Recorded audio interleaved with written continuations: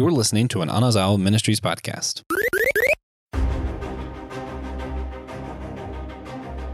Is it possible for Christians to have a healthy fixation on the supernatural, paranormal, and beyond? We're going to be answering this question and more on today's episode of Systematic Geekology. We are the Priest of the Geeks. I am, of course, your host, Christian Ashley, MC Ashley, NKSCF. You know me by many names, but you also know that I'm not here alone. I have, of course, another host, a guest actually in this case, one of my oldest friends, one of my best friends, John Erdely, who I love to torment and love and, just cause all sorts of chaos in his life. But John Erdely, my friend, who are you? How do you justify yourself to the world? Introduce yourself to the good people. Yes, I had the unfortunate pleasure to meet Christian in college, and we have been best friends ever since because I guess I just love his backwards compliments and his insults and his torment. I guess I'm a, what do you call it, an addict to pain, or I'm a glutton for punishment. But anyways, my name's John Erdely. I grew up in Greensboro, North Carolina, and I developed an affinity for writing and fantasy in high school, and I carried that over into college, where I tried to develop myself as a writer.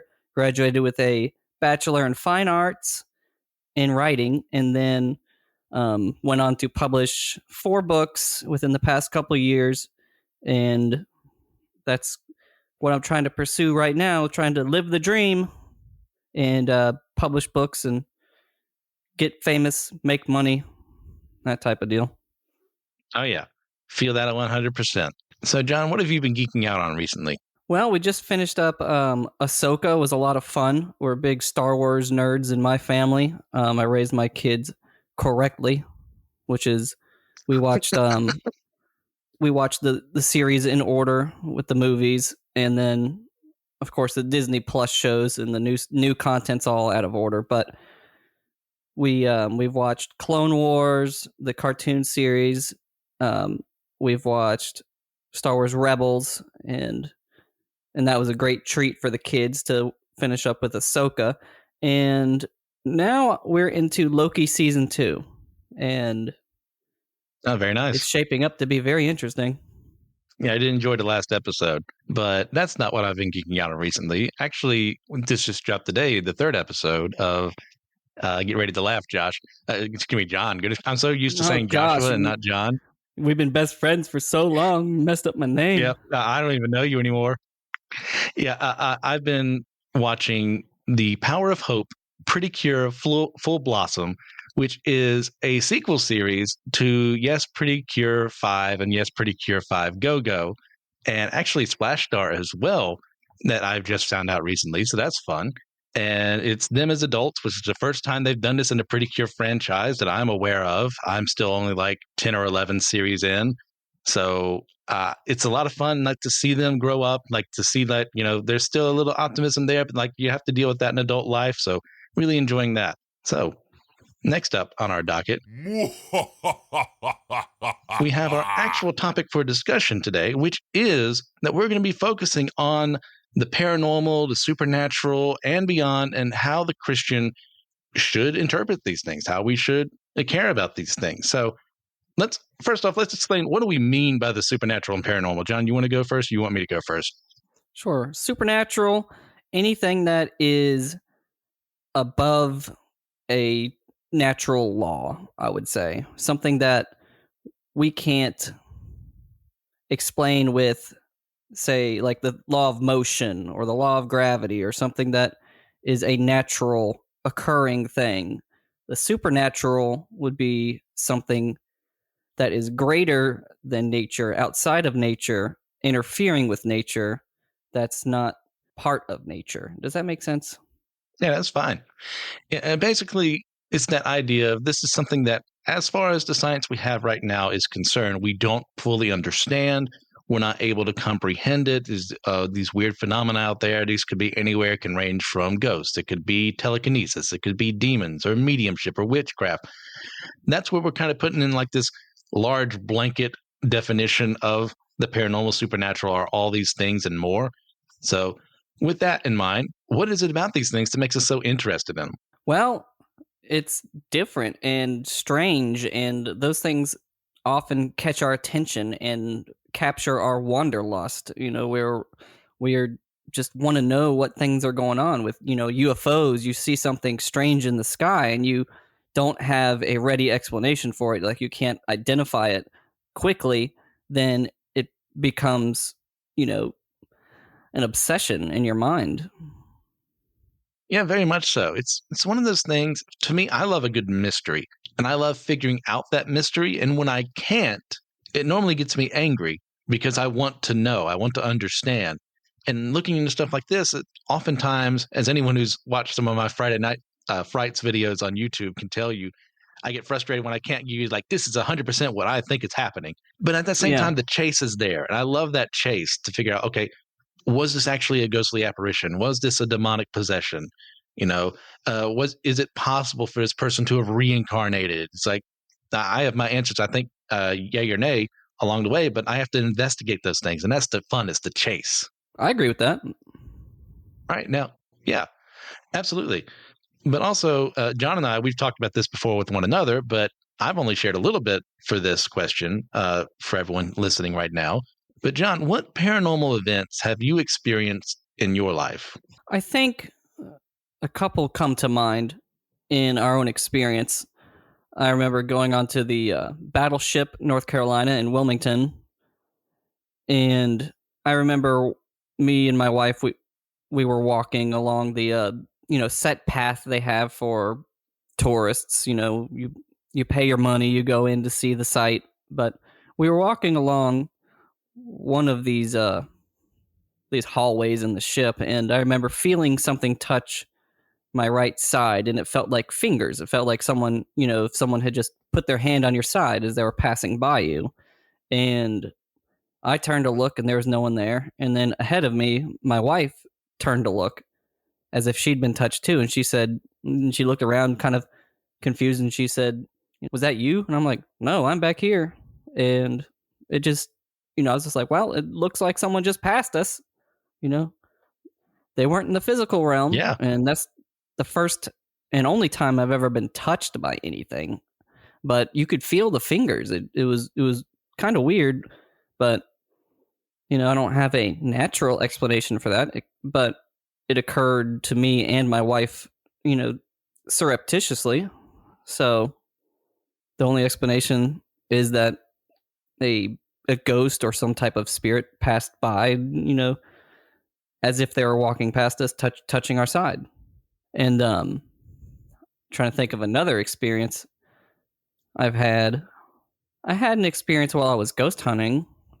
I mean, I've seen like a shadow, move, and then you catch the movement on camera and you're like, what was that? Well, that's, shadows don't just move, like they're conscious. So I've had a couple of experiences, and I've seen UFOs and things that I can't explain. I mean, most of the time after, looking up different types of phenomenon on the internet, you can be like, oh, that was probably a meteor, but sometimes you just see like stars moving in the sky at high rates of speed, and you don't have an explanation for it. It's very interesting to me, and like you said, it's a mystery, and it's something I just want to know so bad. Absolutely. Understanding is like one of the things I just desperately want. And actually, before we move on to me, we do actually have a shared moment we had together while we were in Wilmington together. You want to go into that one? Yeah, you're referring to the graveyard, the graveyard scene? Yes. Yeah. Yes. Yes, because as good Christians, we went ghost hunting together. But no, seriously, we went to Oakdale Cemetery in Wilmington, North Carolina, and we had a voice recorder recording, and we were standing over this grave. None of us were talking, and I remember it because it was a grave with a lot of Spanish decorations and things that were set up on it. I took a picture of it. It was very nice, but more importantly, we weren't speaking the whole time. And when I went back and reviewed the footage, you could clearly hear my voice and Christian's voice talking in the recording, but we weren't saying anything. And if you listen to the audio, the voices sound truncated, almost like they're like it's been sped up. It's really weird, like it was squished into the recording. It's just a bizarre experience, and that's why it's called an EVP, which is electronic voice phenomenon, because we can't explain it. We didn't say it, and Christian has listened to it, and he's like, "Yeah, I didn't say that." So it's bizarre. Yeah. Yeah, that was a trippy one. Now, for myself, I'll save the best for last, but like I have seen what might have been a UFO. I'm very skeptical about this one because I was just playing this game of tennis with friends in high school and looked up in the sky, and I happened to see this one particular, what looked like a star, just moving erratically and like at impossible speeds and impossible angles. And I was like, am I going crazy? And then it suddenly just disappeared. So like maybe my eyes were just going weird at that moment. I don't know. And then I've seen like out of the corner of my eye, shadows move. I've seen what may have looked like the shape of people in those shadows. So maybe a possible shadow people sighting. Like once again, I don't put as much stake in those. I wouldn't take a bullet for that particular experience compared to some of these other ones. And when I used to work at my old high school, I would be there late at night. And when you're there alone, like it feels creepy enough already, but there's also supposedly a ghost that haunts that building. And I have seen out of the corner of my eye an apparition. And when I tried to focus on it, it would be gone. Like when I passed by the gym, I would hear basketballs being dribbled.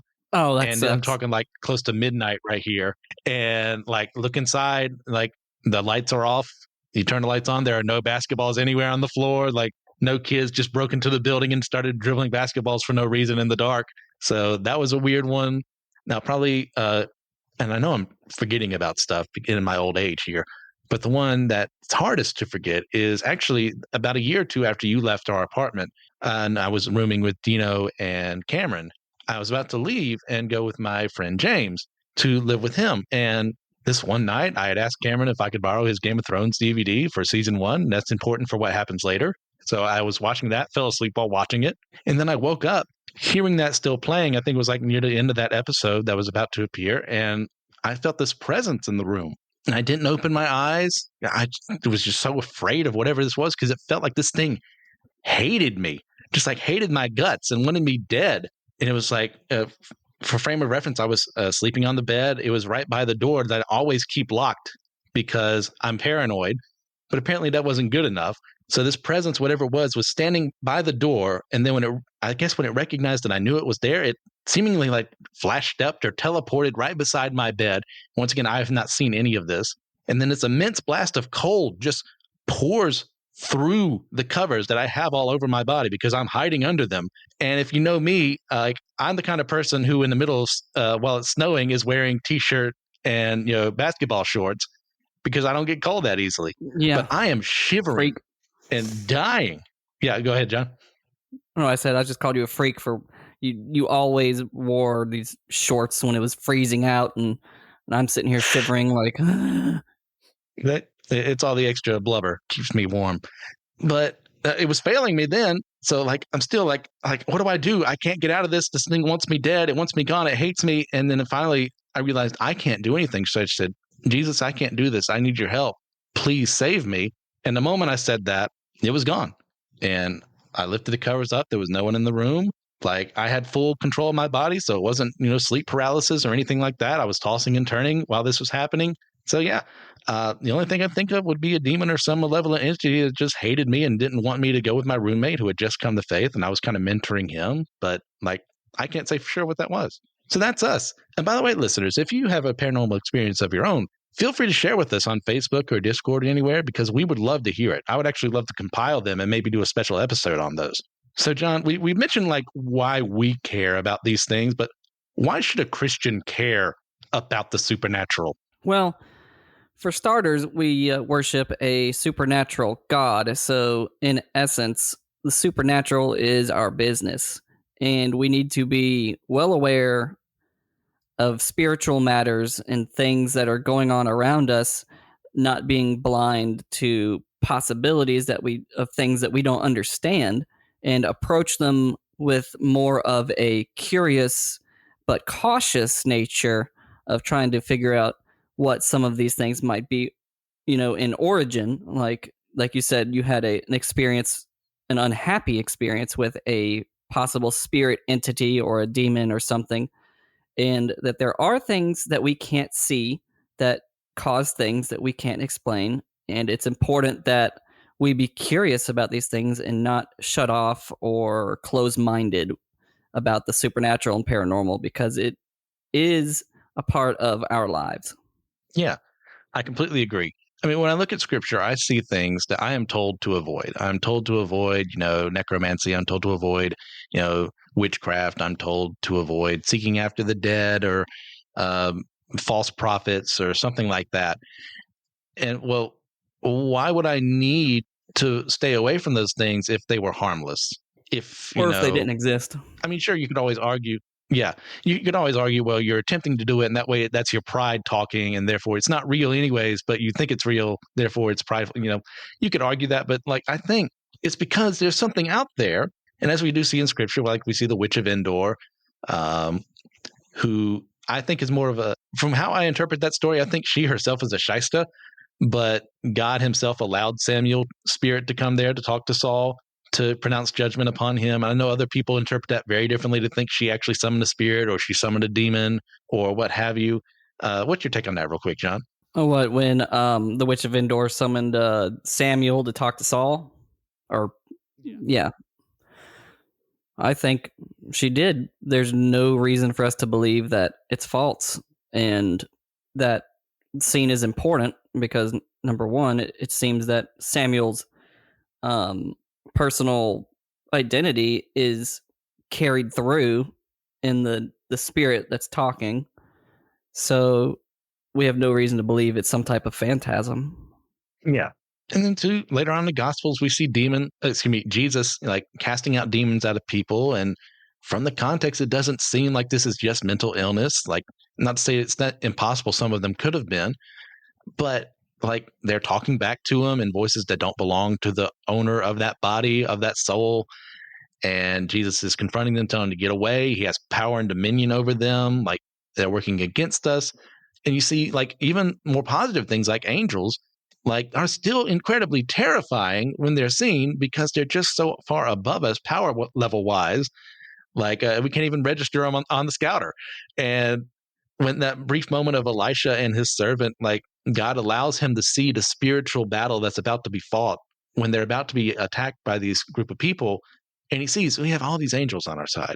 And that's happening all the time. And actually, my dad, one of the things that he likes to say is that if we saw that all the time, we'd go mad just from seeing all the spiritual warfare going across us. So why should we care? Well, because, well, honestly, God cares. And Johnny brought up a good point too. God himself is a supernatural being. He's extra normal to what we normally perceive in this world. So I should care because of who he is. So therefore, let's research that a little bit. Let's figure out where we stand on all of that. You have anything else you want to add? I was going to say, I feel like there is a pervasive attitude in the church generally, and I've experienced this, and I'm sure you have too, that Christians don't want to discuss supernatural things, and if you talk about ghosts, you kind of get the side eye. You kind of almost get treated like the redhead stepchild, like you. But yes, pretty much. But I think Christians are turning away people who've had these experiences who might be in need of help, and these people, like possessions or alien abduction cases of people who've had some very terrifying experiences that changes their lives, and they're seeking answers. And I feel like Christians are turning them away from the faith by not being more open-minded to the spiritual stuff, like the negative spiritual stuff, because everyone's all about God and God's love and the angels and everything's happy, but there's a dark side too. I completely and utterly agree. Like, when I first experienced that demonic attack or whatever it was, like, I actually wrote a nonfiction story that I was going to send out to people, and I got a very negative response from some people. But I also did get a positive response from some people. But ultimately, it just felt like there was this resistance to the idea that it could ever possibly be true, because if that's true, then a lot of other things are true. And I don't want to think about that. And I think that culturally, that's kind of where we're at. Like, we like to be scared. We like to imagine certain scenarios and go, oh, well, that's just happening on screen and it's not actually real. But then you get to something like, the Paranormal Activity series, and you go, well, this would be a whole lot easier if there was someone of faith there who just said, get out. Because if you look at like possessions and stuff like that, like, it's so anticlimactic how like the demons are sent out. It's just like, hey, get out. And they leave. And that doesn't make for good Hollywood, though. So Correct. we have to have these situations where things comes up where the demon always wins in the end, or the demon is just sent away for a time and will come back because we have to milk everything we can out of this franchise. Oh yeah, what are we on, Paranormal and I 7 think or in the something? church too. Yeah, it's ridiculous, but I watch every single one of them, so I'm part of the problem. And You're feeding into it. we get, it's just a sense in the church I get of people who don't want to think about it because that brings up some unpleasant realities if these things are real. And no one wants to live in a world where demons are actively attacking us or want the worst for us. We don't want to live in a world where people, ghosts and apparitions are left behind, some of which may be malevolent. But Ignorance that's kind is of where we're bliss. at. Oh, yes. And at the end of the day, like, if I had been prepared better for that experience, wouldn't my first reaction have been, Jesus, help me, save me from this situation, versus like tossing and turning and hoping for the best? Like, I Yeah. think if I had been better equipped for that situation, it would have been a non-situation. Correct. But yeah, ignorance is bliss in our with all of society. this- oh, yeah. Go ahead. I was just gonna say Yeah. that who wants moral accountability or to be afraid of beings that they can't see, or that could affect them negatively, and they're practically invisible. Very much so. Now, you actually brought up a good point earlier. It was, starting the foundation of this is like, when should we be skeptical about these things, and when should we be more willing to believe them? That is a good question, because I've heard stories of people with alien abduction things, and that might be an easy one in our minds to write off and be like, oh, they just had a bad dream or sleep paralysis or something. But to them it was real, and it's how hard are you going to reject that their experience is real? Are you willing to possibly admit that it is real? And sometimes you don't know, but you should still be compassionate. It's hard to say sometimes, because some experiences might sound just like total baloney, and you're like, I can't believe that would happen. And you might be right. Maybe they did hallucinate. But moreover, controlling your attitude and being open to listening to what they have to say and trying to guide spiritually, because there's a lot of mental health problems in our society and in the world in general. And we aren't going to be able to concretely say, on every case, whether it's real or not. Yeah. We did a whole church episode a while back on some similar stuff. And one thing I wanted to harp on there, I'll continue to do now, is having a healthy skepticism to these things. Because if you just go into a situation saying, this can't happen because I think it can't happen, that's more than often than not very helpful. Like, even for things that I totally don't think are real, like, that's not good. Like, we need, like, I mentioned reincarnation earlier. I don't believe in reincarnation. So when I read a story about a child who starts developing memories of a past life, or they were a fighter pilot and died in the war, or and they start giving all these details, well, if I just start with reincarnation can't happen because it doesn't follow what I think happens to souls after they die. I think they're immediately brought before the judgment throne, or God allows them to stay behind the spirits for whatever reason. Like, then I have stopped progress there. Like, okay, because I've said it can't happen, I'm not helping. Let me instead keep my convictions, but then listen to what this child is saying. Like, are his parents feeding him stories? Could there be a possible demon giving this information just to distract people? And look at this instead of the glory of God, or something like that. Like, how am I looking at this situation? Am I looking at it, but it can't happen, therefore I say it can't happen, or it can't happen, I don't think it's going to happen, but let me actually explore this, instead of also being the ultra believer. Like, I really want to believe that telekinesis could be real. And someone starts showing aspects of it and say, oh man, that telekinesis is real because I think it's real, and they're just stringing something along, or someone's behind a door or a closet or something, and just moving stuff around, making it look like it's telekinesis. Like, you've got to be able to have a healthy skepticism there to say, okay, let's start with, this is what I know. Let's actually figure it out. Yeah, I like Pastor Tom, if you remember him back in the day at Crossway. He used to say Yes. things. He used to say this. He said, "Some things I keep in the back of my mind, not because I don't believe them, but because they could be true, and I'm not going to cast them aside." So, That's a and good way of putting it. some things, like, I don't want to cast this aside. This person's experience might be true, but I'm going to put it in the back of my mind because it might go against some convictions or beliefs that you have, but you need to be compassionate and listen to whatever they're saying, what their experience is, and do your best to interpret it. Yeah, absolutely. So earlier, you actually brought up, we did together, of our time, like making EVP recordings in the graveyard at Wilmington. Like, what separates that way of approaching spirits, if spirits are real, than from, say, engaging in a seance or playing with a Ouija board? Like, is there a difference between those? Absolutely. God, if anything, is always intentional, and our intentions and what we're doing can, what you're doing when you're approaching the spiritual realm can be, I don't know, for lack of better terms, clean or unclean, if you want to use the biblical terms, but more so, we're not intending and we're not doing anything that is strictly forbidden, because the Bible does have a lot of gray area with certain things. But what we were doing, we had a recorder with us. We walked through a graveyard. We weren't trying to summon anything. We weren't, committing blood rituals. We weren't, because a lot of these ghost hunting shows, you'll see that they either try to participate in a ritual, they try to summon some activity, try to stir up a ghost. But really, we were just taking a walk in a graveyard, and it was a very pretty graveyard. I mean, some of these graves are very ornately designed, and especially the older style of architecture, and it's very nice to see a lot of these carvings and to read some of the inscriptions on them. And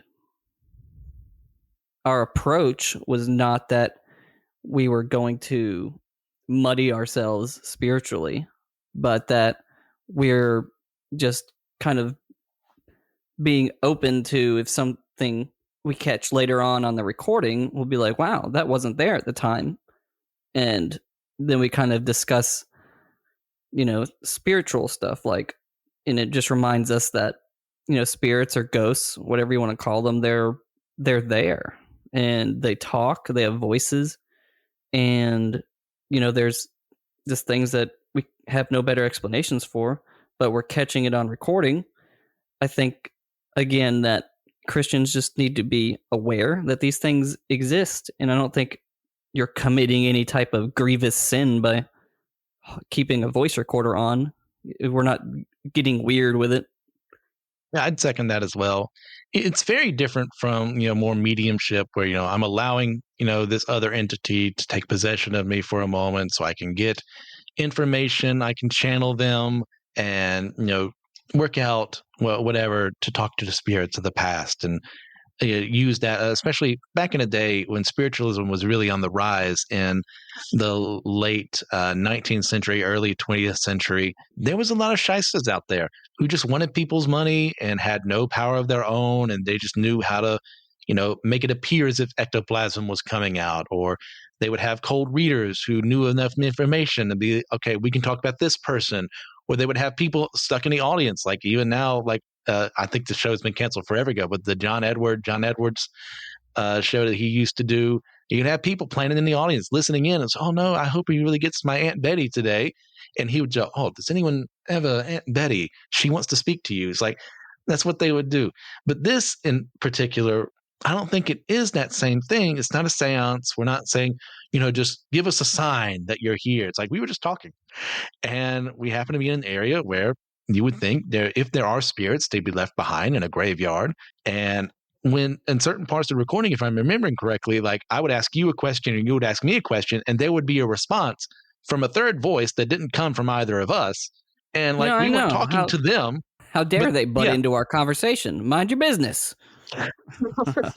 But that's what we were hoping to record. We're those third voices, but we weren't like actively talking to them or trying to gain extra knowledge or in any way be prideful about the situation and say that we can control things. If I can just talk to spirit, I can learn about the future or what have you, which would go against some of the restrictions we're given in Scripture. So that's when I see the difference. Like for some of you out there, you may be like, I don't care about any of that. I don't see a distinction. Well, I do. That's where I feel. That's where my conscience is at. You have anything else you want to add, John? I was going to say, I mean, kind of piggybacking off of, what is your intentions of doing this? But remember, Scripture is a good place to look when you're looking for spiritual guidance, especially when you're coming up with a task. Or, if you want to, go ghost hunting or something, you check yourself, make sure you're not going with kind of the wrong reasons. You're not doing any type of weird activities that are strictly forbidden or that are, spiritually unhealthy, like a seance or a Ouija board, or you're not inviting yourself to be harassed by demons, and you're spiritually strong, because ghosts are around whether we like it or not. And, whether, they're just out and about in society, and, you go to the store, you might encounter however many of them, you have no idea that they're there. So we're not committing sins just by stepping outside the house and a spirit happens to be around the area. It's one of those, some of it is kind of the gray area in the Bible where it doesn't really specifically mention a lot of this stuff, but sometimes it's common sense. Are you worshiping spirits, or are you becoming so hyper obsessed that you're not practicing Christian, tenets and behaviors in your home or in your life? If you become just so hyper focused, tunnel vision on, I got to catch ghosts like Pokemon, you don't want to catch them all, and then your spiritual life is, you're a wreck, you're treating people terribly, your family is neglected and all this other stuff, then obviously it became an idol for you. Yeah. Now for this next question, like if you haven't figured it out by now, John and I were fairly conservative, but there's an ultra conservative way some people have handled these supernatural issues, and that's based off of fear and control. And like I bring up this being like, how can one have a healthy understanding of the supernatural within the insights offered to us by Scripture, and then not go off the deep end and then go out and accuse every person who suffers from a mental disorder of being demonically possessed, or to have them see a shadow acting in a weird manner and then assume it's a shadow person, or watch a child reading a Dungeons and Dragons manual and worry about whether or not Satan has entered their home? How can we avoid that thought process? Oh, you mean avoid being the chaotic evil Bible thumpers that you see in media? Yes. I hate it when those show up on the TV. I'm just like, not again. Like the Bible thumpers are like, gather the town, get the pitchforks, get the Bible. But Trick or treat. how No do we avoid Halloween that? here.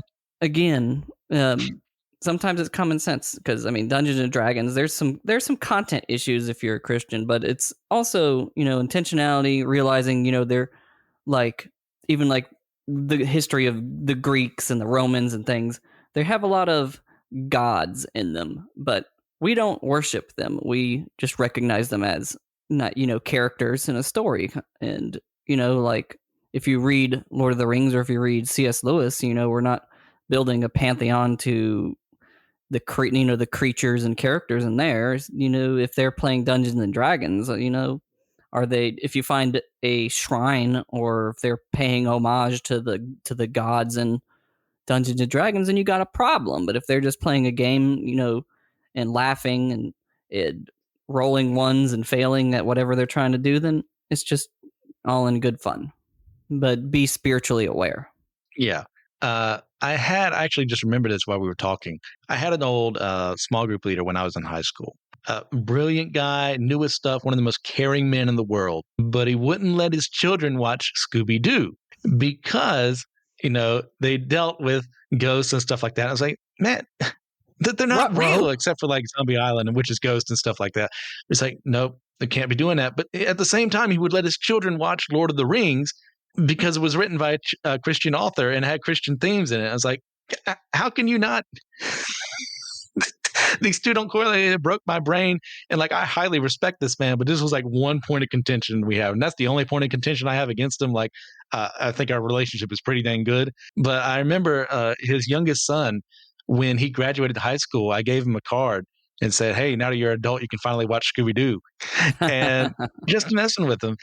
And we would make fun of each other for it, or our different places on that. But everything else in this man's life, he was like perfect person to come to if you needed help or anything like that. But to other people, you bring up whenever you see that Bible thumper on a show, it's like every single time it happened. Like I just read a Detective Comics annual.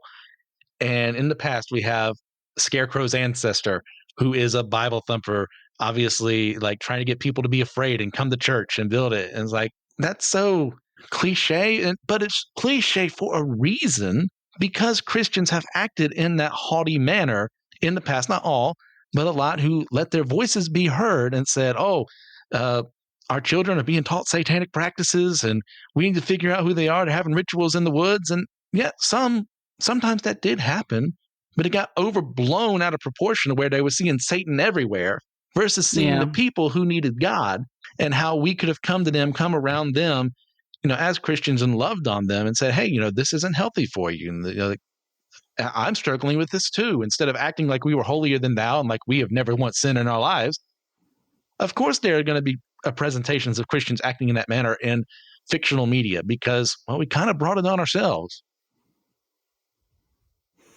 I think historically, I think you're right. But, I mean, it kind of boils down to perceptions, and someone wants to make a bad guy out of the Christian who is like, I don't want to see depictions of evil things and, that are supposed to be benign, like children's shows like Monsters, Inc. or things like that, where it follows monsters. They're made in a cute kind of manner, but, to, some strict Christians, they might think that, that's demonic in nature. They look like monsters.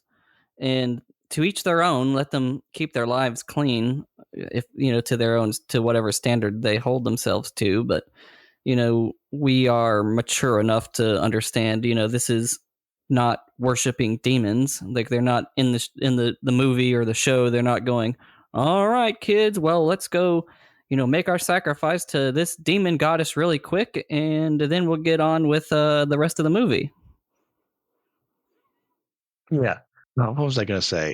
I just had it up. Oh my gosh, I just lost it.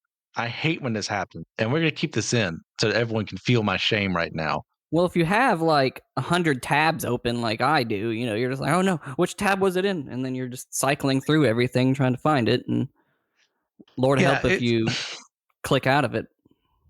Yeah, and you lose that forever. It's that sense of, I remember it now.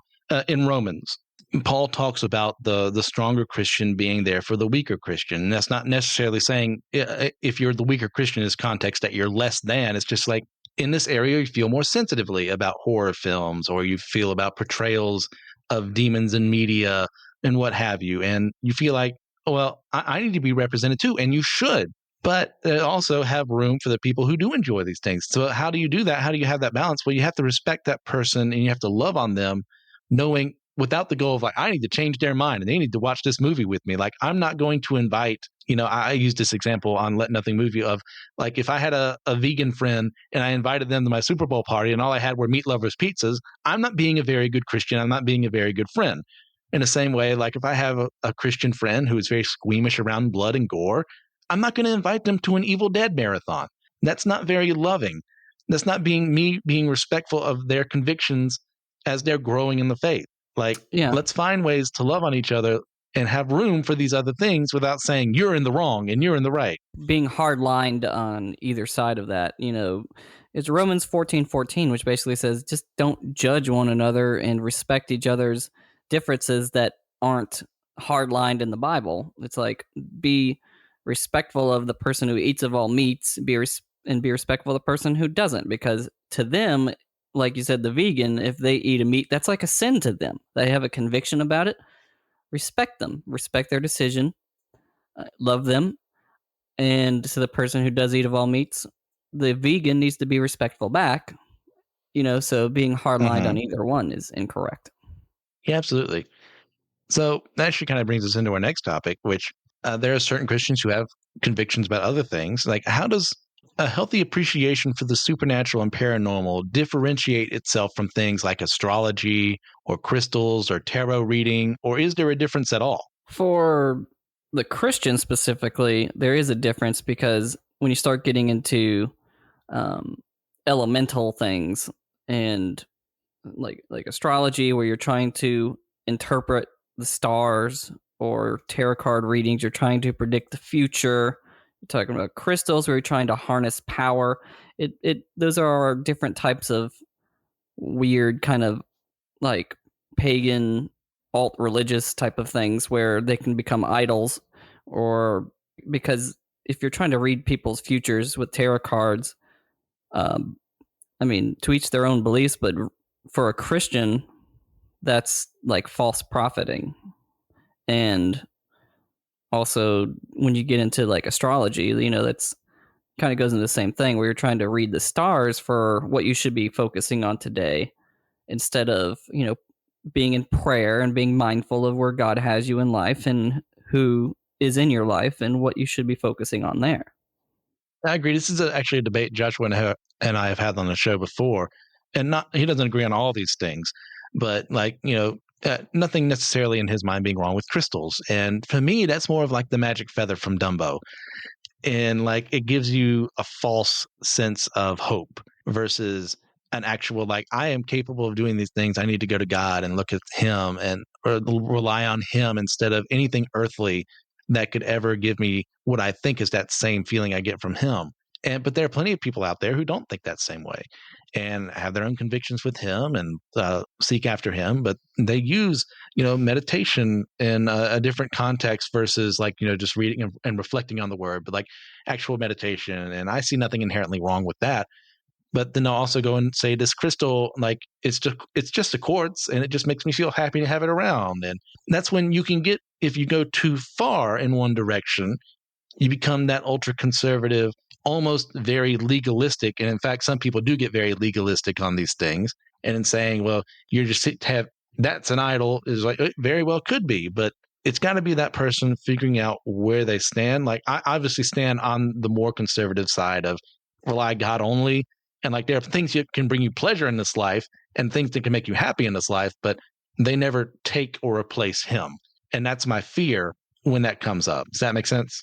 Well, that makes perfect sense. I mean, sometimes things can become care objects where you like to be comforted by this, or almost whimsical thinking of like, oh, this is my astrology for today, or oh, these crystals, I like them. They're, beyond being pretty, they have some type of mystical power you like to believe in, and it can get spiritually muddy. But again, intentionality, like if we go gem mining, I'm not looking for a power source. I'm just looking for pretty rocks, I feel you there. I have anything else you want to add to that one? No, sir. Move on. All right.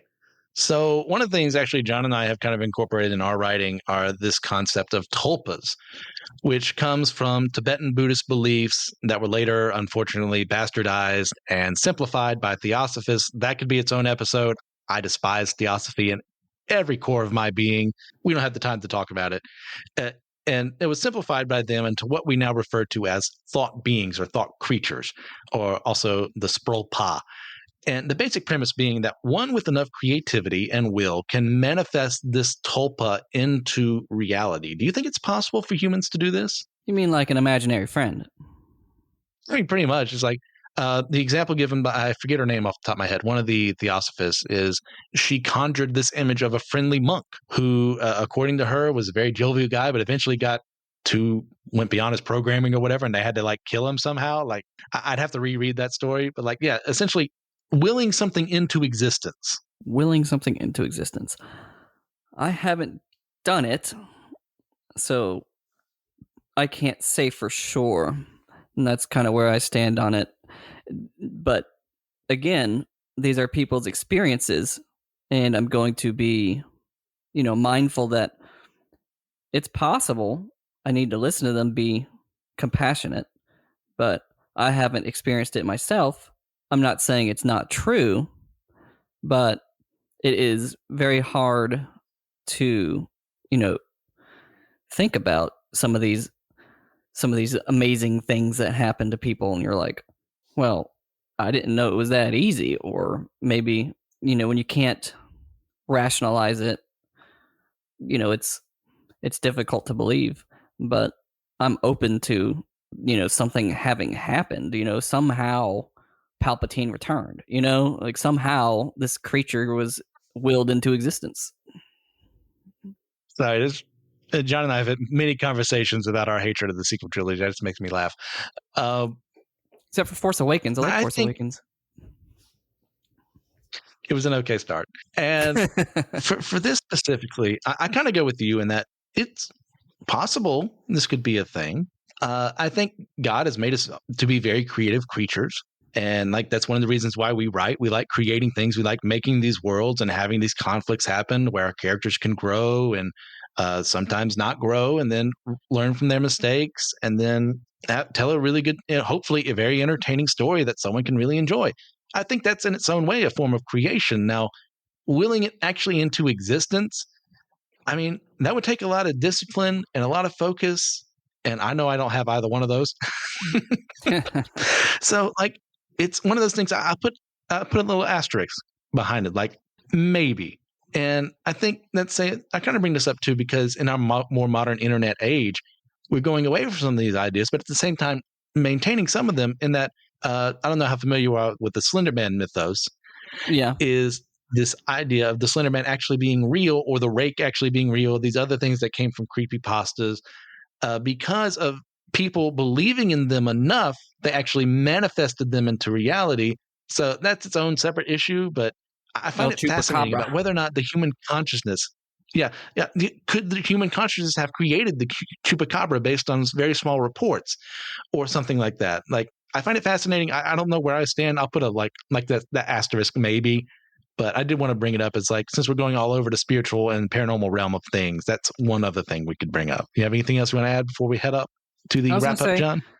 My rational, quote unquote, explanation of the tulpifying thing is that, it's possible there was some demonic entity or something able to, read thought, or maybe was in the mind of the ones who created it, and then the demon was able to somehow get the power to manifest itself in that shape to terrorize them or something to that effect. I mean, that's one way I, as a Christian, I have to, try to justify it. But again, I'm going to keep it in the back of my mind because I'm not going to cast it aside. These experiences that other people have had, but that's just my 2 cents on it. Fair enough. All right. So recommendations. What do we have recommendations for the audience? Me, I am going to recommend you guys, if you're interested in further studying some of this stuff, like there's plenty of other books to read, but check out The Unexplained. It's by Jerome Clark, and he compiles a lot of stuff, like goes from lake monsters to ghosts to phantom clowns and stuff like that, if I remember correctly. It's all over the place. It's a really fun book. Like, you can look at it with the mind of, okay, do I think this is real? Do I think it's not? I love the writing. I love how things are brought to me. So there you go. John, what is your recommendation for the audience? My recommendation for the audience is to look up Unacknowledged by Dr. Stephen Greer. It's a pretty interesting read, interesting watch of, discussing supernatural and UFOs and, getting some perspectives that aren't necessarily supported by the mainstream, and I disagree with some of the things that he might say or believe, but again, it's, challenging a lot of the status quo with a lot of the belief systems in place, and the always casting away of the phenomenon that a lot of people have experienced, and just to challenge them to listen to it and take it for what it is, and and look at the greater picture. As we head into the wrap-up segment here, thank you all for listening. This was a ton of fun to do. For our patrons and Captivate listeners, John and I are going to do a special question about spiritual gifts after this, and whether we are cessationists or continuationists. Please, if you've had a chance to leave a 5-star review on your podcasting platform of choice. Visit us on our YouTube page, subscribe there. Like I said, I do Friday Night Frights there. We do Drinks with Tejas. We have lots of quality stuff out there that doesn't always come to the podcast too. So if you're interested in that, check us out. But remember, we are all the chosen people, a geekdom of priests.